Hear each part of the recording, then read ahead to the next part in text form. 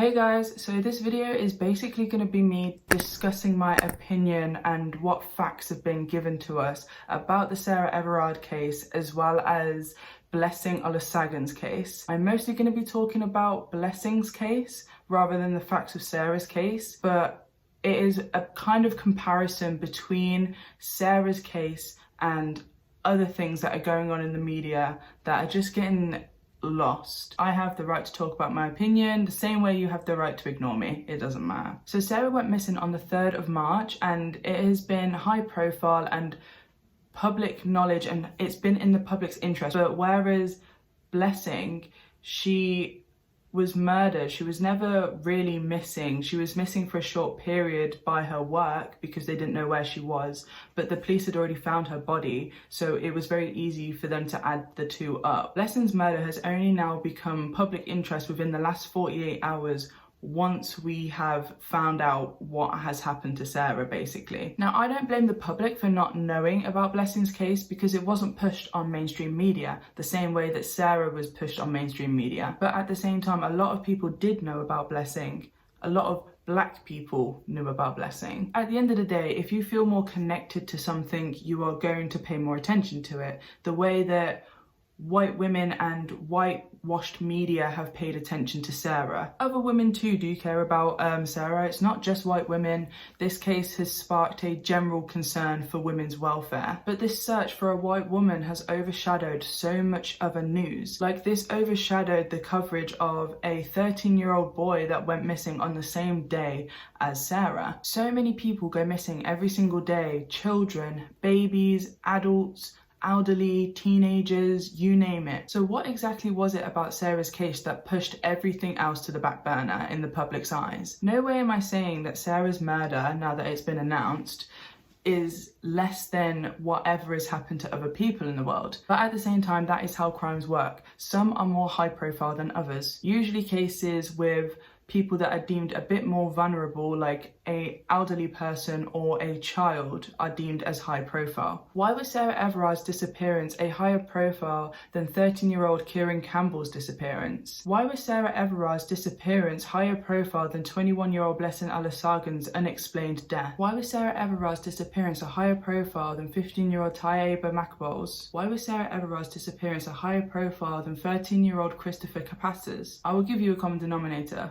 All 4 of those people are people of colour. I understand that people maybe think that there's a bit more going on in Sarah's case and it's a bit more interesting. Her remains are found and a suspect is a Met police officer. But let's be honest here, police officers committing crimes and offences is not new. I also really don't think people truly understand how much public interest plays in cases, but aspects of this case happen to people of colour all the time and it's overlooked. Police often do not continue with investigations because there is no public interest or not enough public interest in the case. It sounds crazy, but it's genuinely what happens, and it happens at a higher rate to people of colour. I'll give you an example. Christopher Capasso was a 13-year-old boy who drowned in a river in South Wales on the 1st of July 2020. He was with a group of boys and somehow he managed to fall into the river. Police at the beginning of the investigation said that this was a tragic accident, but the further they went with their investigation, they admitted that there was significant evidence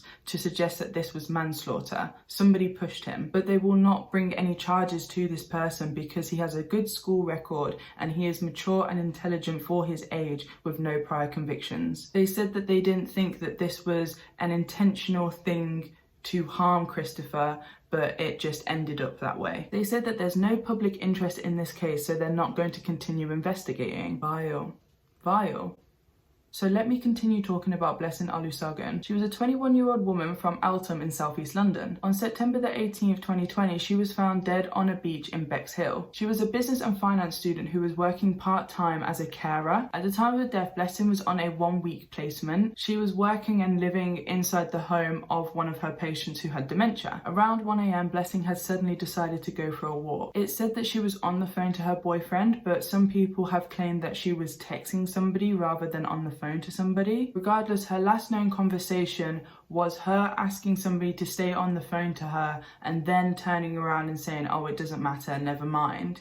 And her last communication was at 1:25 a.m. The next day, Blessing was reported to have not been at the patient's home and reported missing, and her next of kin was contacted. I believe the next of kin that she had wrote down was not her mum, it was a friend or a family friend. At 6:20 a.m. that morning, a jogger or passerby noticed her body and called it in, and it was quickly identified as Blessing. It has been said that Sussex police were very rude with the way that they delivered this information to Blessing's mother. There's been no comments online on how Blessing's mother has directly spoken about that. It was just a passing comment made by somebody that seemed to be Blessing's friend. Esther A., Blessing's mother, has said that she was absolutely devastated by what had happened to Blessing, and she was demanding answers. She said that she had spoken to Blessing the day before and everything sounded fine, nothing was out of the normal. An investigation was launched into Blessing's death by Sussex police, but they were treating it as an unexplained death and not a suspicious death. To me, it seems that they were heavily suggesting, without saying, that this was a suicide. On the 24th of September,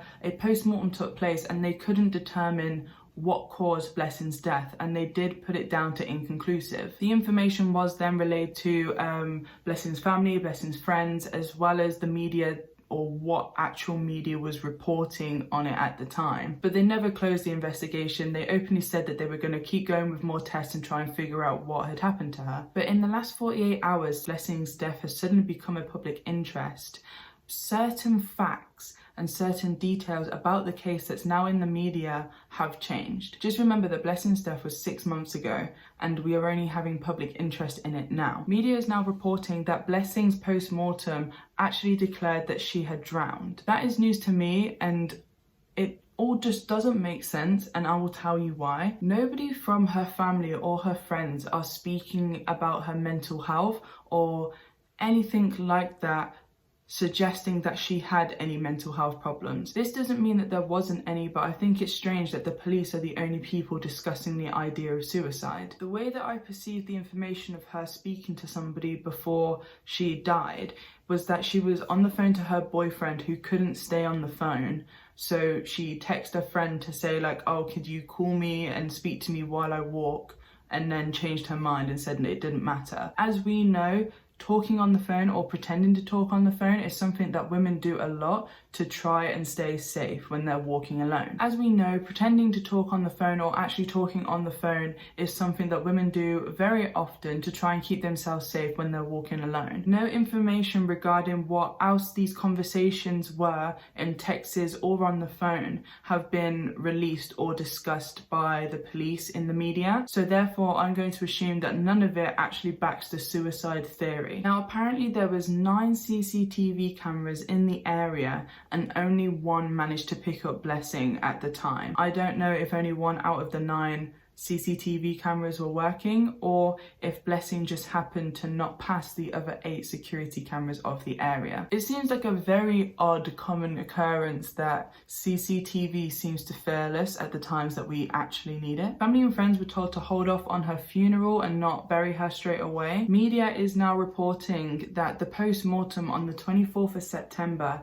determined that Blessing had drowned. They did not know. It is a lie. They kept the investigation open, so it's likely that they obviously did further tests, and this is the conclusion that they come to: she drowned. Her friends and family were ready to march to Parliament because of the lack of concern and answers they were getting from the police. Blessing's mother was even being supported by Richard Taylor, who was the father of 10-year-old Damila Taylor, who died in London about 20 years ago now. Damilola's case was similar in the way that they had to push to get the police to do things because there wasn't enough evidence. Nowhere is it saying that Blessing's family and friends are pushing the police because they don't believe that she drowned.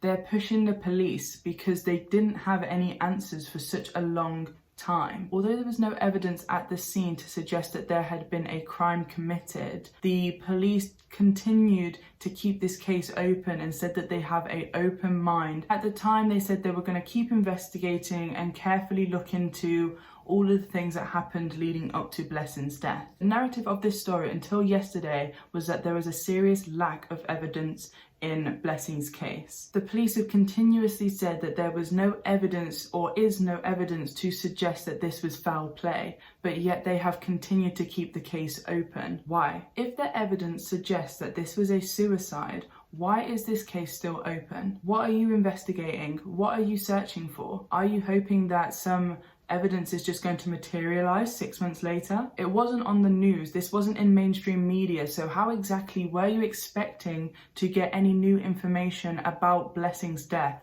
if you weren't showing people? Either there's something that the police are not telling us about this case, which is all well and good in circumstances because it is an investigation. They never announce full information. But what is the reason that they're keeping this case open? There was no public demand to do that until 2 days ago, which is still continuing to build now. Her family and friends were concerned that the police weren't putting in enough effort to figure out what had happened to her. So if the police have figured out what has happened to her, who's pushing this case? Is it so they don't get accused of disregarding a black woman's death? Were they keeping it a low profile so the public didn't start demanding answers just like her friends and family were? We need to keep showing public support and demand for things like this. The second you forget about people involved in cases like this, so does everybody else. But do you know what? The families and their friends, they don't get to forget. They can't forget. Pay attention to the news that isn't on your Instagram or Facebook feed, because do you know what? The world is so much bigger than that. Get out of the echo chamber. Do your own research. We need to start caring about things that aren't personal to us, that we can't see ourselves in necessarily. The way that women are seeing themselves in Sarah Everard, but not seeing themselves in Blessing Olusegun.